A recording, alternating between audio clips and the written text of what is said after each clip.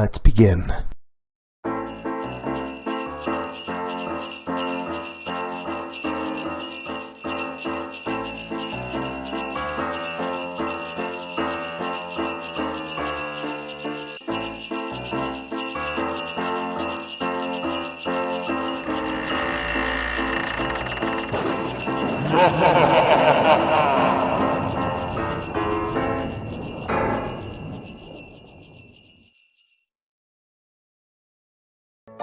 Hey there, scary story fanatics. Welcome back to Cleaving Thought from Bone, the Christmas special.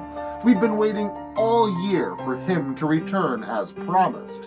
Who visited you last night? Well, if you're here, I'm sure it wasn't him.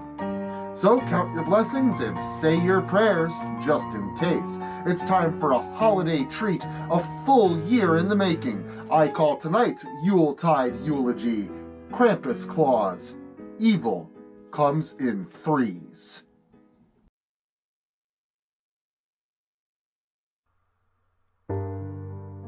It's been a long time coming, but Christmas is finally upon me. I've been waiting for this moment, for this day, all year, but not for the reasons and purposes as most others. Most can't wait for the coming of the holidays. I could do without. My anticipation is not sourced from excitement of joyful thoughts of Santa and presents. Instead, mine is the byproduct of apprehension and dread, the ever-looming terror that he would arrive instead of Santa. Only this year, I was counting on it. As I wrote my desires on that seemingly unimportant piece of scrap paper, my intentions coming to fruition now, I could not help but recollect on all that had transpired, leading me to this exact point in my life, with all of its absurdity. When I was little, I had an older brother. I say had because he disappeared. No, was taken on Christmas when I was only 6 years old.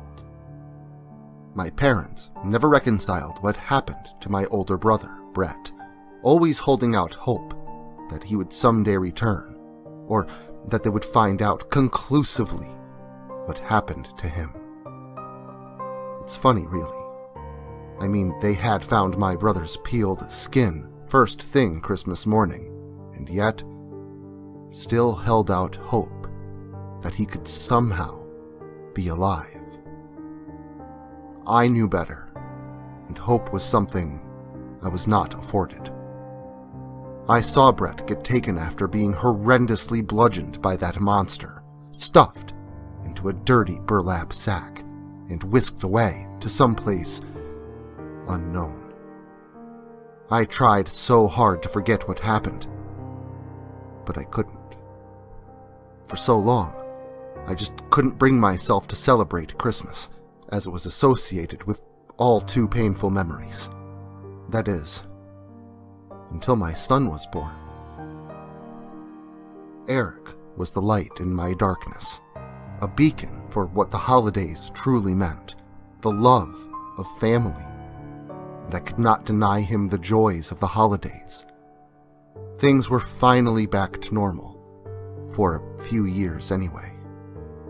But last Christmas, was one for the books. I couldn't get Eric the present he so desperately desired. I wrecked my car, and my in-laws had come to town early for seemingly no other purpose than to berate me for all that they perceived as my failings and shortcomings. I wished Christmas wasn't even a thing anymore. Too many of my previous experiences with the holiday had been wholly unpleasant, and I would have done anything to end Christmas right then and there, forever. I think that's what called him back. Eric never did anything wrong, not enough to warrant that monster coming for him. Krampus had come, once again, only this time, not for my brother, but for me. My punishment, to have the true meanings of all my future Christmases taken away, just as I had wished. Eric was taken from our lives in the cold and silent night, while the rest of the house slept, completely unrousable. I was either blamed or deemed too much a source of pain, and my beloved wife left me.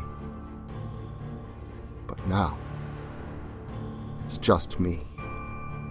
And if he comes for me again, there will be no one else to suffer his wrath. And this is exactly what I wanted.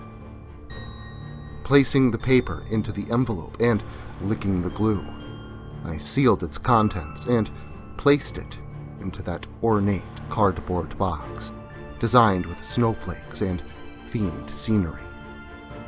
The flag was up, and I was set.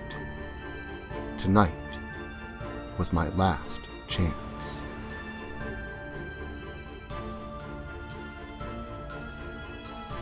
As I lay there, adrenaline coursing through my veins, I knew he would not come until I had truly fallen asleep. But thoughts of broken boughs, humbugging children as they offered me season's greetings, and the best laid plans kept coming to mind. I must have tossed and turned for hours, and honestly had begun to give up hope on finding slumber on a night that promised such significance. But the adrenaline must have subsided, and the result of its absence birthed a fatigue too strong to ignore, even by the most active of minds. I had finally fallen asleep.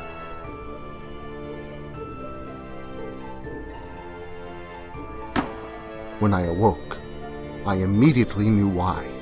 I knew the sound all too well. Someone was on my roof, and it couldn't have been Santa. Not for me, anyway. I had been bad all year. I made sure of it. I yelled at the elderly. I poked fun at those for despicable reasons.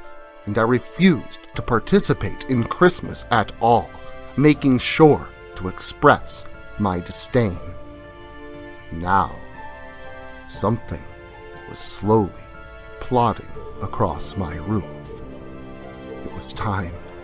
He was finally here. I had been waiting all year for this. I had been waiting for him since last year. The night was finally upon me, and now, in the midst of all that I hoped for, the reality of it began to sink in.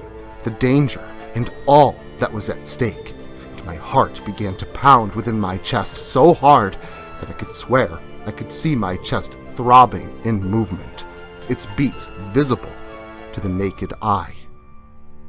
I began to think that maybe I had nothing to fear from Krampus, that he and I would never in fact have the confrontation that I desired so desperately, as I may suffer a myocardial infarction instead. But of course, the thought was gone as fast as it had surfaced, sunken back into the recesses of my mind. I had disregarded personal safety a long time ago. Quickly, I ran from my bedroom and towards the stairs that descended to the first floor, near to the living room and the tree, well, what was left of it. In the days leading up to Christmas, I did indeed decide to decorate my house with a Christmas tree. No decorations or tinsel, nothing special, just some twinkle lights. However, it should be noted here that I did indeed use a live tree, a real evergreen, and before making my way to bed on this night, I made sure to destroy it. I broke off its branches, snapped the trunk in half, and left the twinkling rubbish in a heap in the corner, still plugged in, a symbolic representation of what Christmas was to me. This was truly the only participation I could be attributed to this year, but this as well was well calculated. Everything was, and as I hunched behind that heaping pile of pine branches and wires, I marveled at all I had gone through. Marvel was quickly replaced by dread, for when I saw soot falling to the ashes at the base of the fireplace from the chimney flue above, I knew that he was here. Despite my earlier actions, I knew who it was sure of it, and this was reinforced when two black, cloven hooves the size of dinner plates fell to that ash bed within the fireplace with a loud, resounding thud. Ash and dust kicked up into a cloud when they did, but instead of resettling, the opaqueness and size of the dust cloud grew. Soon, it had become so thick that it was nearly a solid form and blockaded all sight of the fireplace beyond it. Small flecks of glowing red flickered in and out of existence from within the soot cloud, like dancing embers from some hellish flame, and I immediately remembered the events of last year, the cloud of wood smoke that my son had disappeared with, and now this smoke had returned. I grinned. Slowly, the smoke began to solidify, condensing inward on itself in the center of my living room, congealing before me not more than 6 feet away. As it did, the smoke began to clear as well, dissipating into increasing translucence, a form within, now birthing into shape. Those cloven black hooves now led upwards with hairy, muscular calves that extended to a soot-gray trim that lined his dirty red robe. Horns protruded from the cloud that resided more than 7 feet from the floor, and claw-tipped, long, thin digits extended from the ends of his long sleeves. Over his shoulder, he carried what looked like an empty, filthy burlap sack and dragged it along the floor at his other side. Gripped by his right claw was a girthy, crude wooden club. The monster now stood heaving in my living room, just as I had wanted all year. From beneath his dark hood, I could see the glint of his beady, gleaming eyes with only fury and malicious intent within, and his toothy, unnerving, sinister grin. I could tell that he had been waiting for me as well.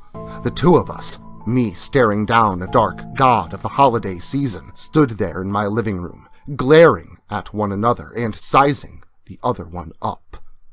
This had been a long time coming. The monster lifted his club high into the air, ready to bludgeon me to the floor, but his lumbering size telegraphed his movements, and I was able to dodge his swing with ease, jumping to the right and near to the twinkling pieces of destroyed Christmas tree. In one fluid motion, the beast swiped his bludgeon across the floor to his left, swinging once again at me, leaving me no chance to react, and knocked me the rest of the way across the room, hitting the wall with a thud. Luckily, I had just enough time to grasp it, and when he clomped towards me once more, ready to take his final swing, I took the evergreen branch now held firmly in my hands and plunged it forward, aiming for his abdomen above me. Krampus ceased his movements mid-swing and took a step backward, causing the pointed end of the pine branch to bury deep into one of those muscular calves. The beast howled so loud, I had to cover both ears with my hands, subsequently removing the blood-tipped tree limb from the monster's flesh and dropping it to the floor in front of me. In the same movement, Krampus reached down to nurse his leg with his hands, seemingly in more pain than I thought the creature could feel, causing him to also drop that which he held as well, the wooden club and the empty sack. Knowing that this was my chance, and that I may never get another one, I began to climb to my feet, reaching for that pine branch, ready to end this once and for all. Before I could get myself upright, however, I saw that empty sack rattle in movement for only a fraction of a second, before opening wide at the top, like a giant parasite searching for its next meal, and a dark shape leaped out of it. Most of the being's details had eluded me in the dim lighting, assisted by his fast movements, and was wholly unknown to me, until now, right upon me, face to face with a dark intent, unclawing me to shreds with its 2 taloned hands. Only as I desperately tried to fight it off, to save myself, I was able to get a good enough look at it. The childlike beast looked similar to Krampus, enough to be its kin, with 2 protruding horns and nails upon its digits, like the claws on a cat. The creature was less than half his height, but powerfully strong, and unlike his larger counterpart, he had no fur upon his skin. In fact, it appeared to be lacking skin at all. Blackened muscle and sinew comprised its form. Pointed, almost filed-down teeth emerged from within its mouth as it repeatedly tried to ensnare my flesh between them, and its eyes were a deep brown, almost hazel, instead of fiery red. But there was something else very different about this particular monster. Details I was able to gain even while frantically attempting to fight it off. Elements presented it as somewhat familiar to me, somehow. As the thing growled and slashed at me again, it gave a smirk, and then in that momentary semblance between furious strikes, did its features, his features, make themselves known, informing me why he had seemed so familiar while being foreign, how my subconscious had known before my awareness had caught up, and as unreal and impossible as the notion was, somehow I knew it to be the truth. This thing, this monster still attacking me like a rabid animal, was Brett, my older brother. The size of his form had seemed to not have grown an inch, while the rest of him seemed to be heavily modified and disfigured through both magical and torturous means. "Brett!" I screamed at him as he kept slashing and biting at my flesh, just barely blocked by my hands and arms as we thrashed about on the floor like fish on dry land.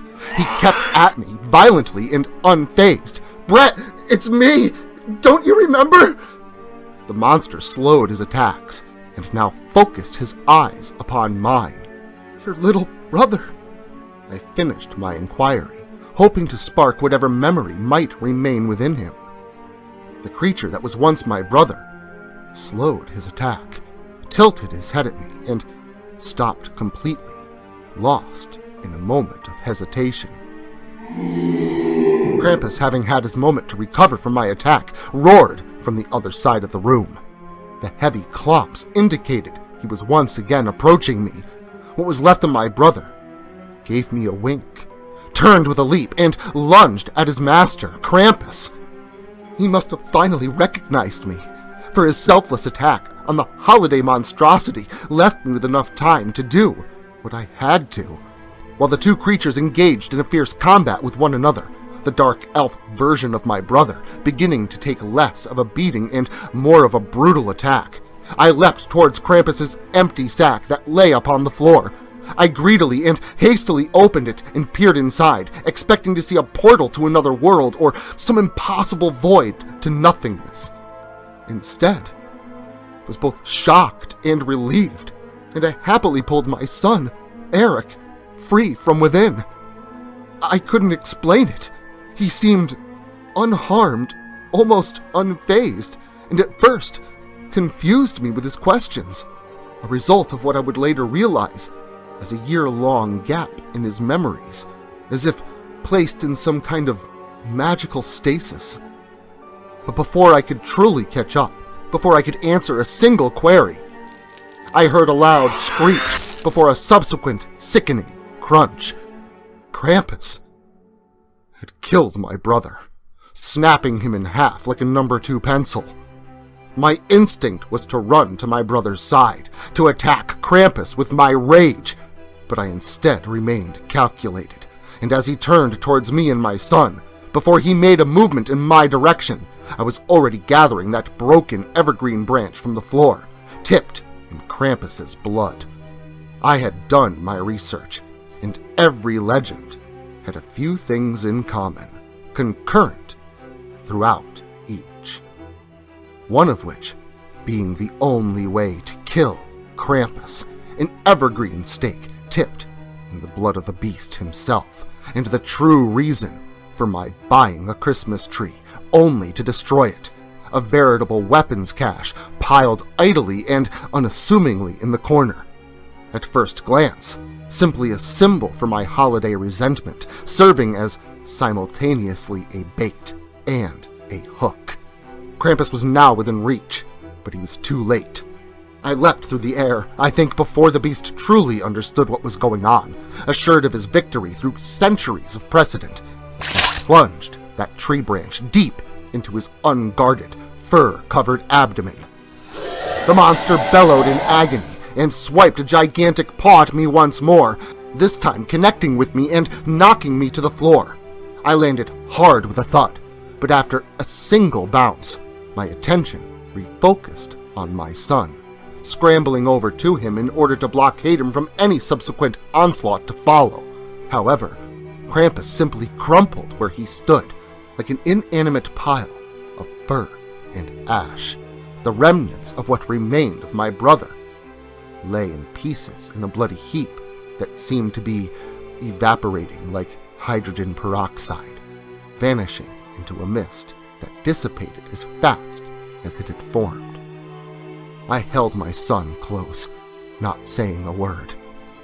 Eric was first to speak, and as I suspected, had no memories of the past year, as if he had skipped through time. He wondered where Mom was, if Grandma and Grandpa were still sleeping, but all I could muster to tell him was, "It's gonna be okay now." Despite all that happened, when I heard the faint sound of sleigh bells ringing in the air outside, I could not help but wonder, somewhat in apprehension, but mostly in awe. A monstrous shout from behind me caused me to turn with a start, and once I did, my eyes were met with the once again standing form of holiday horror, the Christmas beast, Krampus, the pine branch still embedded deep into his abdomen, his fiery eyes fixated on me with hatred and malice. Just as the monster reached towards me with one claw open and extended, sparkles of light, like flecks of dust, danced about the pine branch still stuck within the beast's form. And just as quickly, before he could lay a tipped digit on me, I watched that evergreen stake move upward on its own, shifting the point closer to the center of the beast's chest. Krampus once again dropped with a thud and disappeared almost instantly into a cloud of wood smoke and the dying fire embers within. It was finally over. In the stillness of night beyond the window glass, I could have sworn I heard a faint, bellowing laughter of some joyous being, a deep chuckle that seemed to embody the holiday spirit. He had come and had answered the letter I left on Eric's behalf for him in that little cardboard mailbox. It worked, and the magic of the holidays is what really saved us in the end. Well, if you survived this year's holiday extravaganza, you'll love what's in store for you next year. So, if you know what's good for you, you'll keep that feeling of fear all year long. It will prepare you. But the horrific fun won't end with the holiday. Come back next week for the long-anticipated 4th episode of Confronting Evil. And until then, make sure to like, share, subscribe, and turn on notifications so I can catch you all again next Christmas.